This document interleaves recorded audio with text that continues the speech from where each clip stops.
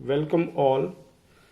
Today we are going to discuss the chemical compounds of cement and their properties.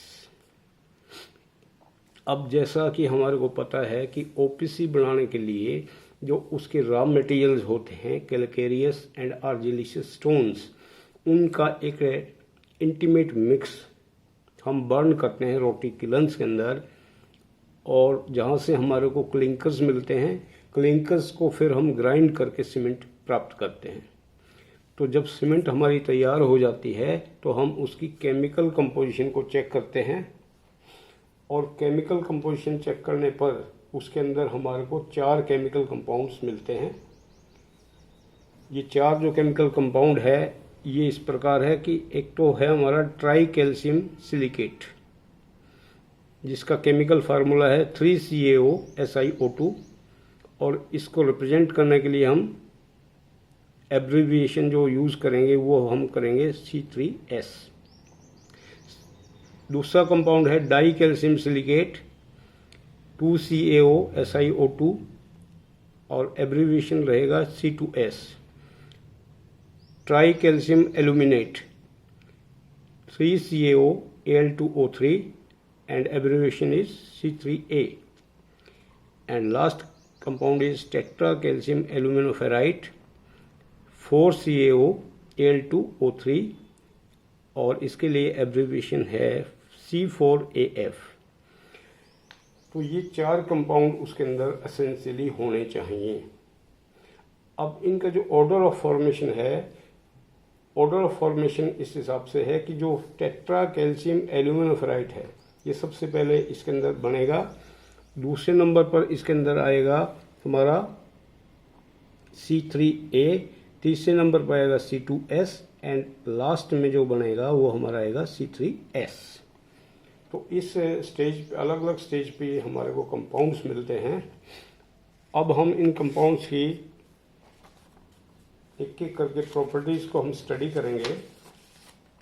तो सबसे पहले हम study करेंगे टेट्रा कैल्शियम एल्यूमिनोफेराइट। ये जो कंपाउंड है टेट्रा कैल्शियम एल्यूमिनोफेराइट, ये इसको हम बोलते हैं फेलाइट, और ये इसका फार्मूला एब्रीविएशन आ गई हमारी। इसका जो परसेंटेज रेंज है दिस इज बिटवीन 5 to 15%, और एवरेज अगर हम परसेंटेज रेंज एवरेज हम देखें OPC के अंदर तो ये हम 8% के आसपास इसमें रखते हैं। अपना प्रॉपर्टीज़ की हम बात करें तो सबसे पहले है कि it is the first compound to be formed. Second is contribution in the strength. तो इसके अंदर जो कंट्रीब्यूशन है स्ट्रेंथ का, स्ट्रेंथ डेवलपमेंट में इस कंपाउंड का कोई भी कंट्रीब्यूशन नहीं होता, या बिल्कुल ही लो कंट्रीब्यूशन रहता है, क्योंकि इसका रिएक्शन भी बहुत स्लो है,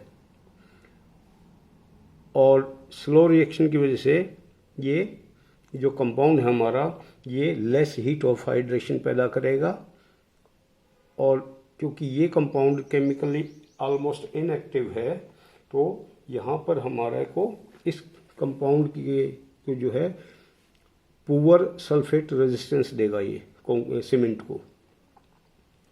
तो इसका हम ये कह सकते हैं कि सीमेंट की जो सीमेंटिंग वैल्यू है उसमें कोई इसका विशेष योगदान नहीं होता। अब सेकंड जो कंपाउंड है वो हमारा रहेगा ट्राई कैल्शियम एल्यूमिनेट। तो ट्राई कैल्शियम एल्यूमिनेट के लिए ये रहेगा हमारा ट्राई कैल्शियम एल्यूमिनेट C3A।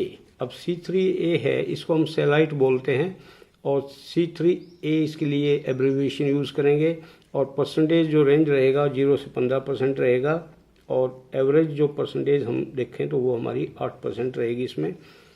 अब C3A है, इसके अंदर 3 पार्ट हैं आपके कैल्शियम और 1 पार्ट है aluminium.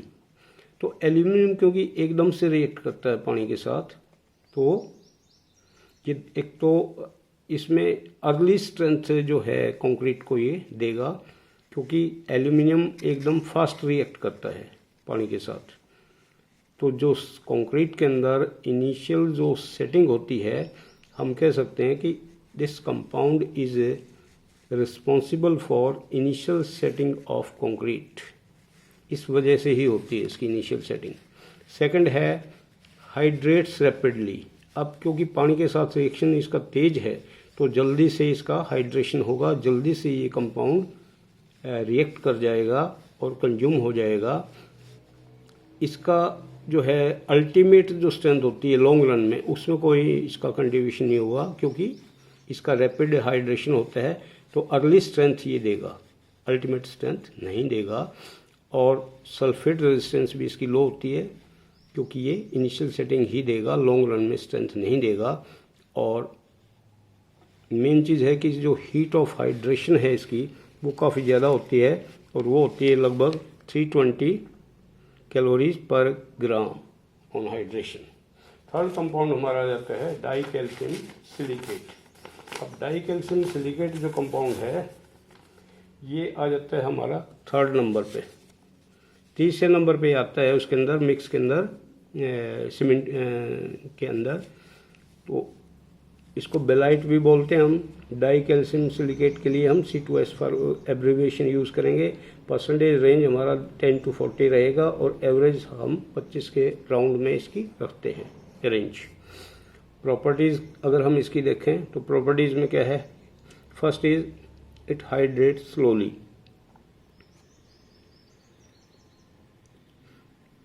Second is contribution too early strength development.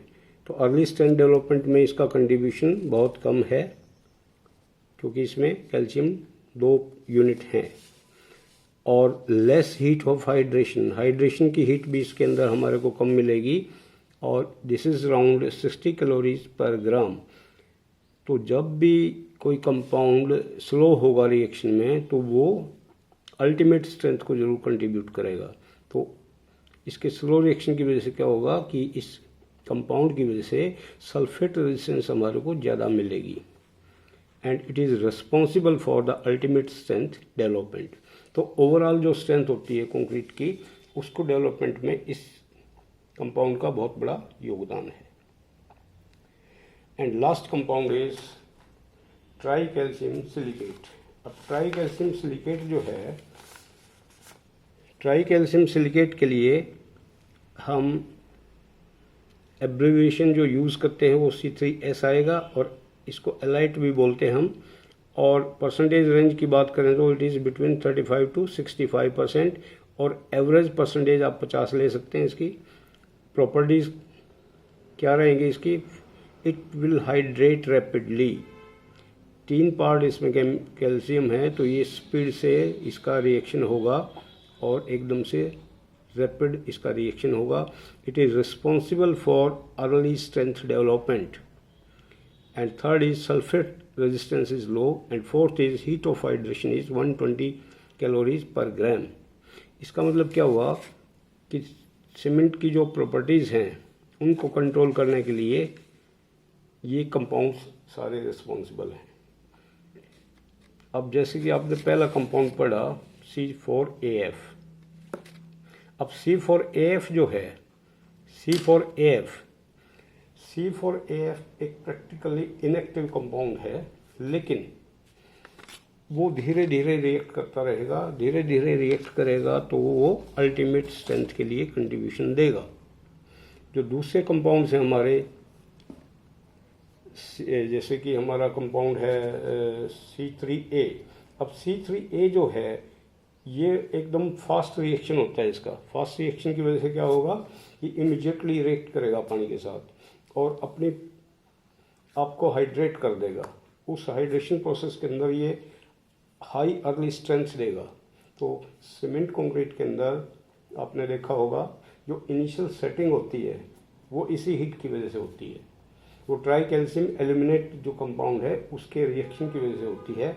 तो this compound is responsible for initial setting और जो हमारा डाई कैल्शियम सिलिकेट है वो लॉन्ग टर्म स्ट्रेंथ देगा। ट्राई कैल्शियम सिलिकेट जो हमारे को फाइनल सेटिंग और हार्डनिंग देगा। तो these are the properties of the final of the compounds of cement. अब इन कंपाउंड्स के प्रोपोर्शंस को हम थोड़ा बहुत चेंज करके we are able to manufacture different types of cement with different properties.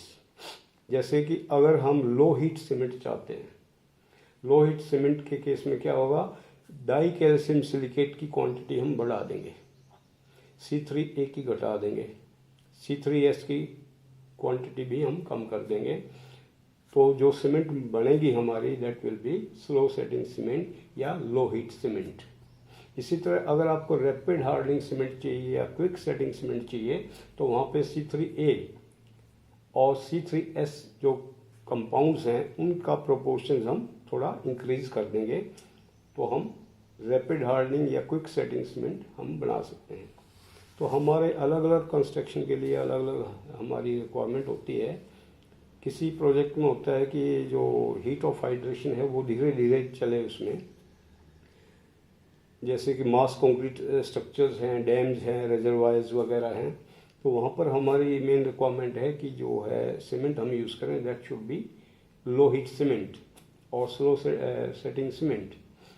इसी तरह दूसरी साइड में अगर हम बात करें रोड कंस्ट्रक्शन की, रोड पेमेंट्स की, तो वहाँ हमारी रिक्वायरमेंट होती है कि जो भी सीमेंट हो फटाफट सेट हो जाए, so that we can open the road for traffic as early as possible. तो वहाँ पर हम रैपिड हार्डनिंग सीमेंट यूज़ करते हैं। वहाँ पर हम C3A और C3S जो कंपाउंड्स हैं उनकी प्रोपोर्शंस हम थोड़ा इंक्रीज कर देंगे, जिससे जो सीमेंट हमारे को मिलेगी that will be of rapid hardening type cement या that will be more heat generating cement. Thanks all for today's video and we will be meet shortly for the next video.